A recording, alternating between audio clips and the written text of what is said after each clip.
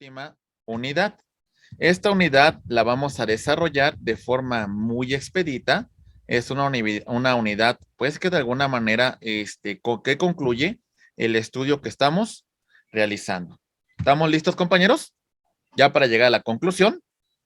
Muy bien. Séptima y última unidad.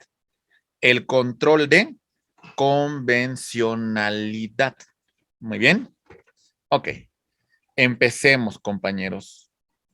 Vamos a empezar con una pequeña frase, bueno, no una pequeña, una gran frase de José Martí, libertador de Cuba.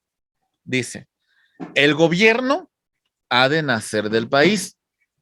El espíritu del gobierno ha de ser el del país. La forma de gobierno ha de venirse a la constitución propia del país. El gobierno no es más que un equilibrio de los elementos naturales del país. José Martí. Empezamos con la última unidad. El control de convencionalidad. ¿Sale, compañeros? Recordemos, hay tres tipos de controles. Control de legalidad, control de constitucionalidad, control de convencionalidad. Control de legalidad, los actos de autoridad e inclusive los actos de particulares se encuentran apegados a las normas generales. ¿Sale? Control de constitucionalidad, los actos de autoridad e incluso los actos de particulares se encuentran apegados ¿a qué? A la Constitución. Control de convencionalidad. Los actos de autoridad e incluso los actos de particulares se encuentran apegados a los tratados internacionales en materia de derechos humanos. ¿Vamos bien, compañeros? Ok. Don Sergio García Ramírez, en relación del control de convencionalidad, nos dice que las autoridades deben ejercer un control difuso de convencionalidad. En esta función le comienda a todos los jueces y a todas las autoridades administrativas velar porque se cumplan los principios que establece la Convención Americana de Derechos Humanos. Todos. ¿Sale? Mientras que el control concentrado lo tienen los órganos del Sistema Interamericano de Derechos Humanos, como son la Comisión Interamericana de Derechos Humanos y la Corte Interamericana de Derechos Humanos. ¿Vamos bien, compañeros? ¿Sí o no? Muy bien. Perfecto. Muy bien. Compañeros, ejercemos un control en ambos sentidos. El difuso, pero también el concentrado. Primero agotamos el difuso y si no nos es favorable, podemos agotar el concentrado. Muy bien. ¿Se entiende o no, compañeros? ¿Sí? Muy bien. ¿Cuál es el fundamento de mi control de convencionalidad? Fundamento nacional y fundamento internacional. Fundamento internacional. Aquí le agregaría otro. Ahí va. Fundamento internacional. Diríamos la Declaración Universal de Derechos Humanos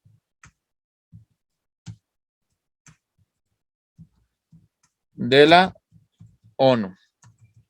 La Declaración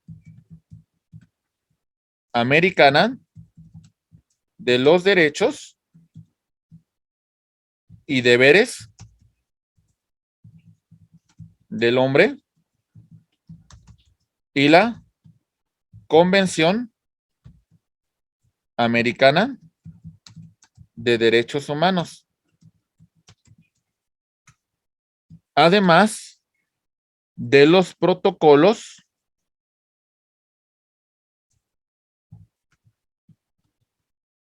adicionales que surjan de estas declaraciones y convenciones. Ese es el fundamento para el ejercicio del control de convencionalidad. ¿Sale? Las primeras dos son del año de 1948. La segunda,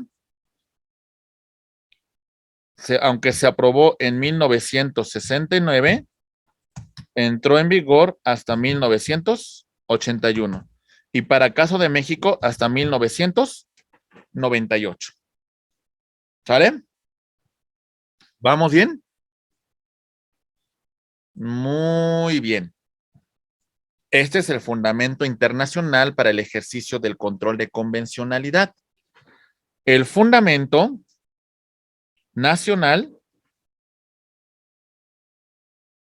es la reforma constitucional en materia de derechos humanos y también tenemos el caso de Rosendo Radilla Pacheco contra México, que fue un asunto que se resolvió por ahí del año 2009, por ahí del año 2010 México lo conoció y por ahí del año 2011 México hizo su reforma en materia de derechos humanos.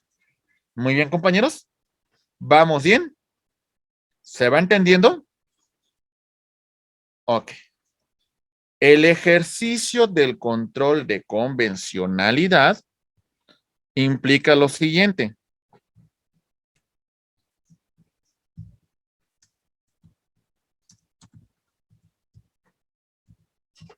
No solamente vinculamos a autoridades administrativas y legislativas, sino también autoridades jurisdiccionales, federales y municipales. ¿Ok? Muy bien. Compañeros, una autoridad administrativa en su ejercicio de gobierno, en la función que realiza, debe de verificar que sus actos se apeguen a la Convención Americana de Derechos Humanos. Una autoridad legislativa, cuando crea una norma, debe de revisar que dicha norma que está legislando se adecue a la Convención Americana de Derechos Humanos. Autoridades jurisdiccionales, cuando resuelvan un caso, verificarán que la norma, que el acto que rige, que regula dicha actuación, también se encuentra pegado a la Convención Americana de Derechos Humanos. Muy bien. Ok. Entonces, atentos, por favor. Le vamos a encomendar esta función a los congresos locales, al Congreso Federal, cuando creen leyes, que las normas estén acordes con esta convención. ¿Sale, compañeros? ¿Se entiende? La verdad es que dudo que la conozcan de perdido, ¿eh? La verdad es que dudo que realmente hagan este estudio. La verdad no lo creo, pero bueno, démosle el beneficio de la duda que sí lo hagan. Las autoridades jurisdiccionales, cuando resuelvan un caso, pues que este caso que están resolviendo se encuentre apegado al ejercicio del control de convencionalidad. ¿Sale? Y abstenerse de aplicar todo acto que sea contrario a la Convención Americana de los Derechos Humanos. Para hacer esto, compañeros, destacamos un punto muy importante de la reforma constitucional en materia de derechos humanos. Ahí va. Compañeros, los derechos humanos, de conformidad con el artículo primero, se protegen desde la Constitución y desde los tratados internacionales. ¿Qué tenemos que hacer como operadores jurídicos? Ahí va. Voy a verificar que la norma, voy a verificar que el acto de autoridad se encuentre apegado en dos sentidos. Se encuentra pegado a la Constitución, pero también se encuentra pegado a los tratados internacionales en materia de derechos humanos. En relación al tema de la Constitución y los tratados internacionales, este ejercicio, este análisis que estamos refiriendo, va a tener un nombre. Se le conoce como interpretación conforme. Conforme a la Constitución y conforme a los tratados internacionales. ¿Qué norma voy a aplicar? La que favorezca la tutela más amplia de los derechos humanos. ¿Sale? A esto lo conocemos como principio pro persona. ¿Se entiende, compañeros? ¿Vamos bien? Ok, muy bien. Los pasos para ejercer el control de convencionalidad son estos. Paso a pasito, vamos a revisarlo. Primer punto. Tenemos fe en las autoridades y creemos que sus actos se encuentran apegados a la constitucionalidad y a la convencionalidad. ¿Sale? ¿Vamos bien? Segundo paso. Paso por paso, vámonos al segundo nivel. Realizamos una interpretación de la norma del acto a la luz de la Constitución, a la luz de los tratados internacionales. ¿Sale? Entonces, primer paso.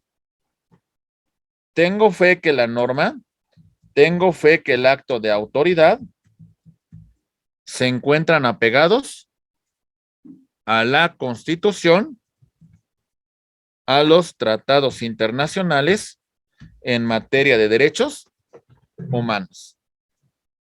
Segundo nivel, ya hago un análisis. Análisis del acto a la luz de la Constitución, análisis del acto a la luz de los tratados internacionales en materia de derechos humanos, aplicando la norma que sea más favorable, aplicando la norma que menos restrinja los derechos humanos. ¿Se entiende, compañeros? Muy bien. Tercer paso. ¿Cómo? Esta interpretación la conocemos como principio pro persona. Muy bien. Ok. Ahora sí, tercer paso. Optamos por qué interpretación. La más favorable, la de mayor efectividad a los derechos humanos. Principio pro persona. Lo que más favorezca, ¿vale? Desechamos toda interpretación que sea incompatible, que no garantice una tutela de derechos. Muy bien. Si la ley o el acto no pueden soportarse a la luz de la Constitución, a la luz de los tratados internacionales, los desaplicamos, los dejamos sin efectos, declaramos su invalidez. Muy bien. Ok. Sistema Interamericano de Derechos Humanos. ¿Qué es? Esa es la pregunta que tenemos que resolver. Ya ahí va. Ahí está. Compañeros, hay un sistema universal de derechos humanos de la Organización de las Naciones Unidas. ¿Sale? En Europa tienen su propio sistema regional de derechos humanos. En Asia tienen su propio sistema. En Oceanía tienen su propio sistema. En África tienen su propio sistema, destacando el sistema de protección de Europa. Pero nosotros en América también tenemos un sistema regional de protección de los derechos humanos. ¿Vamos bien? Ok, muy bien. Compañeros, ahí está. Tenemos dos órganos que integran este sistema. Uno tiene su sede en la ciudad de Washington, D.C., que es la Comisión Interamericana de Derechos Humanos. Y otro tiene su sede en la ciudad de San José de Costa Rica, que en este caso hablamos de la Corte Interamericana de Derechos Humanos. ¿Vamos bien? Entonces, ¿cuántos órganos le integran? Dos. Comisión Interamericana de Derechos Humanos y Corte Interamericana de Derechos Humanos. La Convención Americana de Derechos Humanos y estos órganos que la integran solamente han sido ratificados por los siguientes estados. Atentos, por favor. ¿Quiénes? Ahí va. México, bueno, más bien decimos quiénes no. Canadá dijo no. Estados Unidos dijo no. Cuba dijo no. Haití dice no. Venezuela dice no. Muchas islas del Caribe de habla inglesa dicen no. ¿Sale, compañeros? ¿Vamos bien? Ok, entonces no todos los estados han admitido la competencia de estos órganos. Muy bien. Aunque a la Declaración Americana de los Derechos y Deberes del Hombre, esa sí fue ratificada por todos los estados miembros de la Organización de Estados Americanos. Ellos dijeron sí. ¿Sale, compañeros? ¿Vamos bien? Y esta declaración crea un órgano que fue ratificado con la Comisión Americana de Derechos Humanos. Esta declaración crea la Comisión Interamericana de Derechos Humanos, con sede en la ciudad de Washington, D.C. Pero esta comisión es un órgano meramente consultivo y emite recomendaciones, informes de fondo, pues que de alguna manera, pues si los estados deciden no cumplir, pues no hay fuerza que los haga cumplir. Muy bien. Ok. Esta base del sistema interamericano, entonces es la Convención Americana de Derechos Humanos, que regula derechos como los que ven en esta lámina: igualdad, juicio justo, participación política, movimiento, asociación, asamblea, vida familiar, libertad, asilo político, libertad de religión, derechos a la salud, al nombre, a la vida, a la seguridad social, a la propiedad, a los beneficios del trabajo, a la educación, a la cultura, al honor, a la dignidad, a la protección judicial, a la integridad personal, a la vida privada, a la libertad de expresión, a la nacionalidad, a la libertad de pensamiento, etcétera, etcétera. ¿Sale, compañeros? Muy bien. Ahora, a grosso modo, vamos a ver el procedimiento que debemos de seguir para llevar una causa en el sistema interamericano de derechos humanos. Cuando nosotros tenemos como fundamento la convención, la declaración y los protocolos adicionales que hemos hecho referencia, agotando, escuchen bien, antes de que yo presente mi petición, yo ya agoté todos los recursos en el interior del estado. Ya no hay nada que tenga pendiente por presentar. Todo lo he agotado. ¿Se entiende, compañeros? Si yo no agoto esto, no puedo presentar mi petición. Excepciones. Este principio lo conocemos como definitividad. La excepción es que en el interior del estado no existan mecanismos para garantizar la protección de los derechos humanos.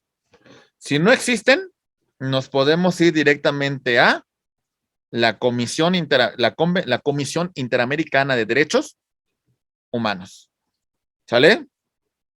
¿Quién puede presentar la petición? Ah, atención, las medidas cautelares inclusive pueden presentarse de oficio por parte de la Comisión Interamericana de Derechos Humanos por violaciones graves a los derechos humanos en el interior de alguno de los estados parte. Muy bien, compañeros. Ok, la petición puede ser presentada de forma personal, de forma colectiva o representada por organismos no gubernamentales. ¿Vamos bien, compañeros? Muy bien. Si se presenta mi petición de forma colectiva, tengo que individualizar a las víctimas. ¿Sale?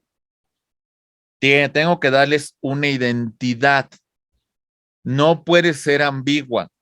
Tenemos que decir quiénes son las víctimas. No puedo decir los 43 de Ayotzinapa. Tienen que tener una identidad. ¿Se entiende, compañeros? ¿Vamos bien? Ok. En esta causa que estamos presentando, compañeros, tenemos que ser muy claros y muy precisos con el acto o la omisión del Estado que provocó una afectación a los derechos humanos. En este caso, esta autoridad, por un acto de corrupción, permitió que un río fuera contaminado y este río causó una afectación a la salud de estas personas. ¿Vamos bien, compañeros? ¿Se entiende o no? Muy bien. Compañeros, yo antes de acudir a esta vía, agoté todos los recursos internos. Ya en mi demanda principal, argumenté no solamente cuestiones de legalidad, posiblemente cuestiones de constitucionalidad, pero sí lo que tendría que haber alegado es una cuestión de convencionalidad para que el asunto llegara hasta este punto. Cuando se dicta sentencia firme, el juez tiene que pronunciarse no solamente sobre la legalidad, sino también sobre temas de constitucionalidad y convencionalidad que hubiésemos planteado.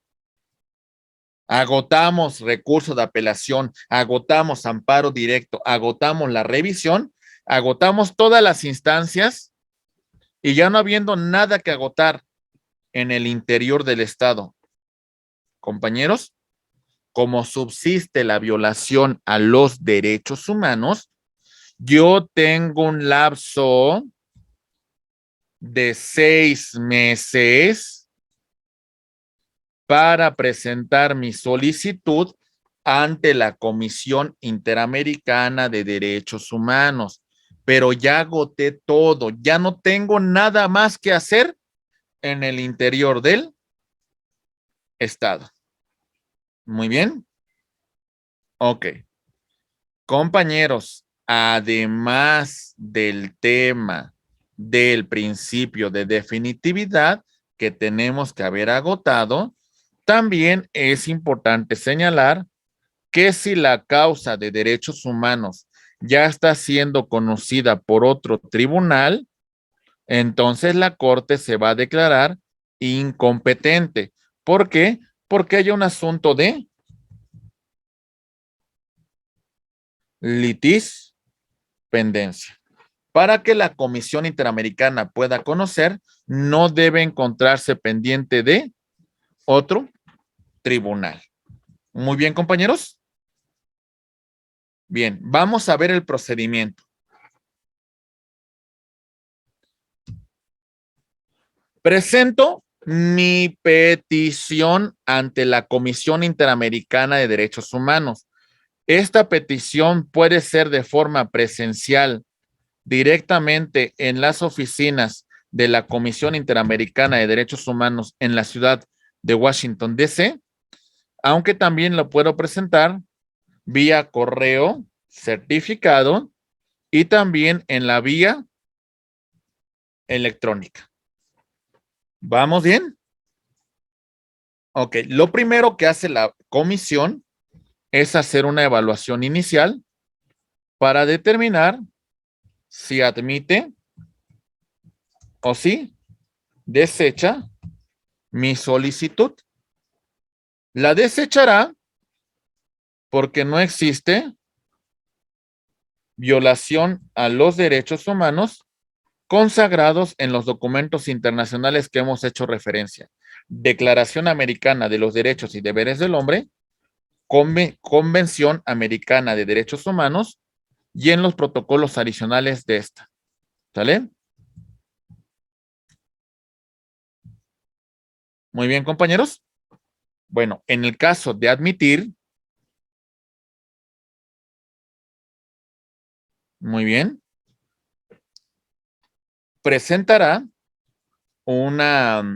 presentará hasta cierto punto que va a querer que las partes lleguen a un acuerdo o un acuerdo conciliatorio y si se ponen de acuerdo, si llegan a una conciliación, ponemos fin a esta controversia. Si no es el caso, rendirá un informe de fondo y bueno, si el Estado decide no hacer caso a la recomendación, no hacer caso a las observaciones, se va a presentar la demanda ante la Corte Interamericana de Derechos Humanos. Muy bien, vemos el procedimiento. Paso número 1. Compañeros, presentamos nuestra solicitud ante la Comisión Interamericana de Derechos Humanos. Paso 2. De ser admitida, se nos va a asignar un número de petición. Se van a atender en el orden que hubiesen ingresado. ¿Sale? La excepción es que alguna de estas afecte a grupos vulnerables. Porque si es el caso, se les da prioridad. La comisión, cuando recibe una petición, admitirá, desechará o prevenirá. ¿Sale? Admitió. Doy vista en plazo a la autoridad responsable para que sobre ese informe sobre admisibilidad haga sus observaciones. Le damos 3 meses para hacer sus observaciones.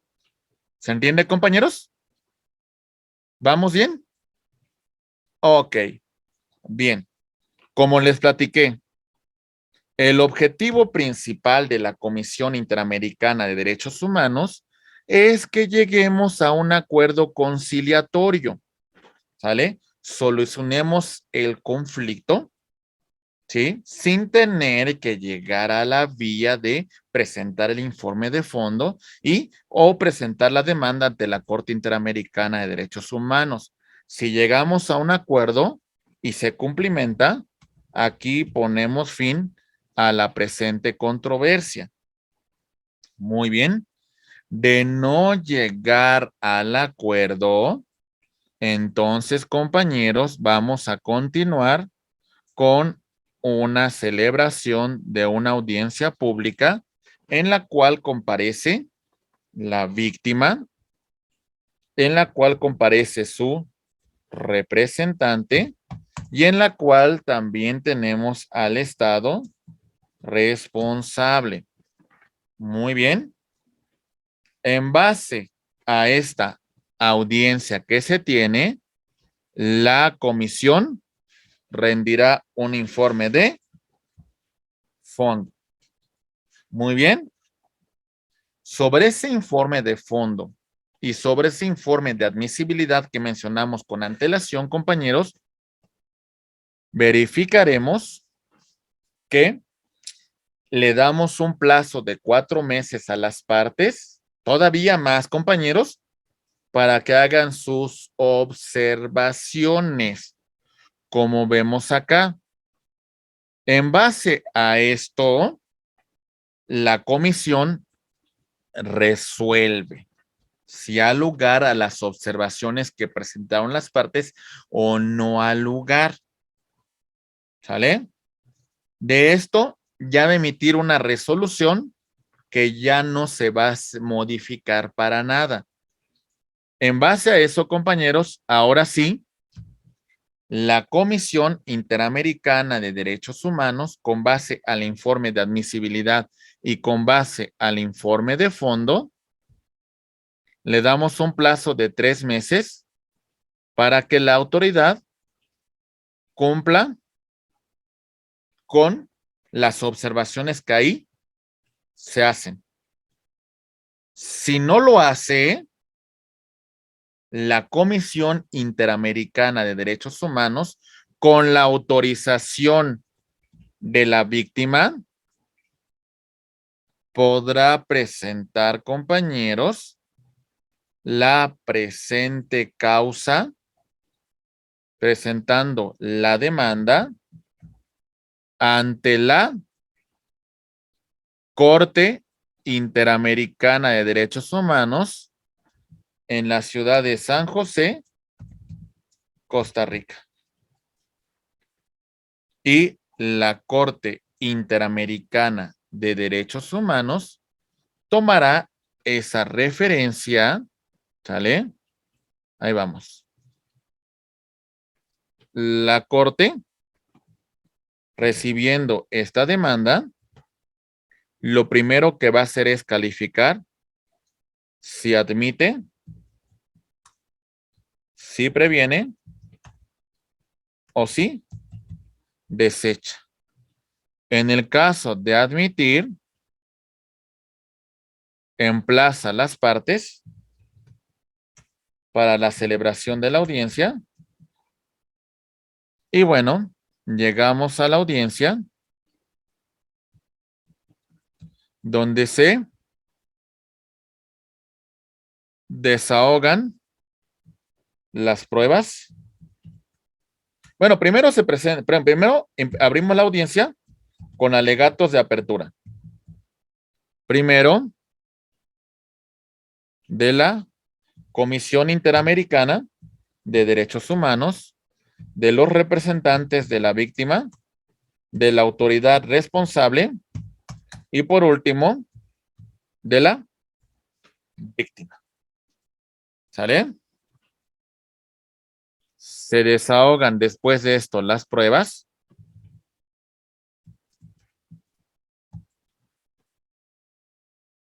Después de desahogadas las pruebas,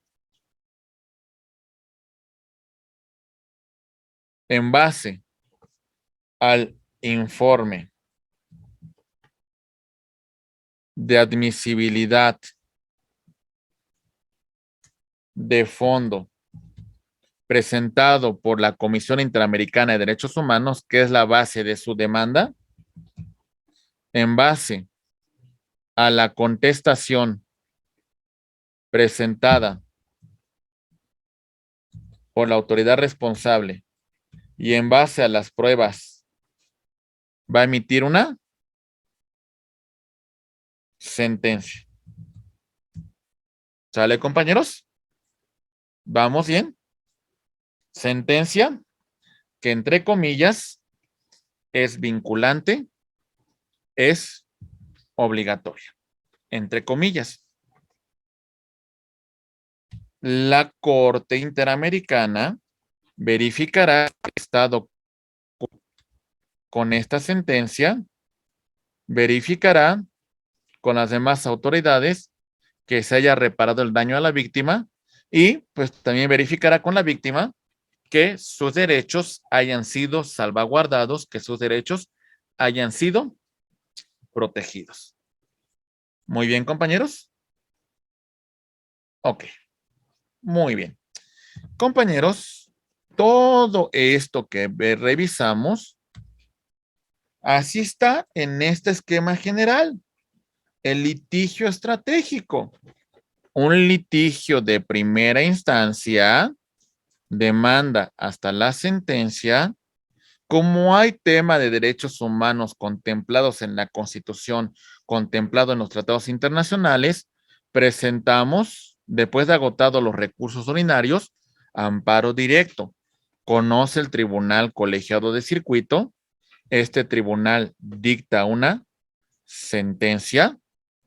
Esa sentencia, como hay una cuestión de constitucionalidad y convencionalidad que se planteó, va a conocer recursos de revisión la Suprema Corte de Justicia de la Nación.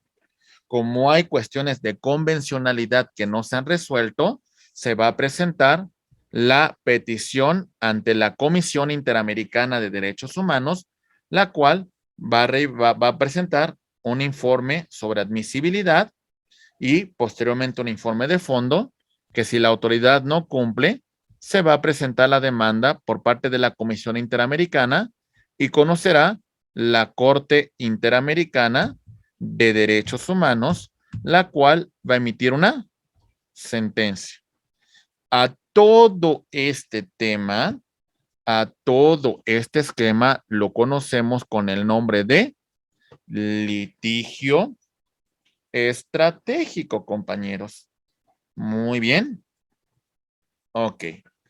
Bien, compañeros, en estas unidades de nuestra asignatura, revisamos aspectos muy importantes desde la constitucionalización del orden jurídico, hablamos de los medios de control de constitucionalidad, estudiamos algunos medios como es la controversia constitucional, la acción de inconstitucionalidad, empezamos con el estudio del juicio de amparo en su vía indirecta y directa, revisamos las cuestiones de control de convencionalidad y bueno, son varios los supuestos que hemos analizado.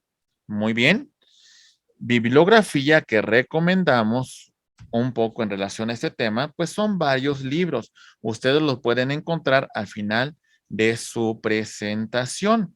Y solamente para concluir, voy a hacer un pequeño ejercicio de retroalimentación que para hacerlo mucho más ágil, si me permite la licenciada Dalia, vamos a hacer, yo hago el cuestionamiento y ustedes levantan la mano, la licenciada Dalia le da el uso de la voz ya para cerrar y concluir con nuestra asignatura. Solamente esta retroalimentación que no nos llevará a más que algunos minutitos. Muy bien.